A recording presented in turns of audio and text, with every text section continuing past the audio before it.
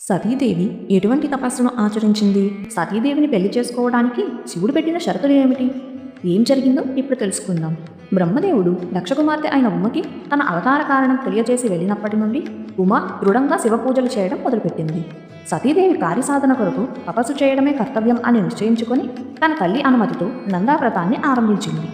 12 మాసాలు శాస్త్రోక్తంగా ఉంటూ అన్ని మాసాలలోని ఆహార నియమాలను పాటించి ఆయా ఋతువులలో లభించే పుష్పాలతో ఫలాలతో వ్రత విధానాన్ని నడిపి శివపంచాక్షరి మంత్రాన్ని జపిస్తూ శివారాధనను ముగించింది. ఆ విధంగా నందావ్రతాన్ని ఆచరించి శివుని ధ్యానంలో నిమగ్నమైన ఉమను చూసి దేవతలంతా ఆశ్చర్యపోయారు. తక్షణమే బ్రహ్మ విష్ణువులు తమ తమ పరివారాల్ని ఇతర దేవతలను వెంటపెట్టుకుని కైలాసం చేరారు.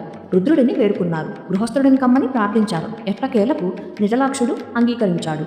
వెంటనే శివుడు బ్రహ్మ విష్ణు తదితరులతో ఈ విధంగా పలికాడు: నిత్యం నేను ఆత్మధ్యానంలో ఉంటాను. నా ధ్యానానికి ఏనాడు ఆటంకం కలిగించకూడదు.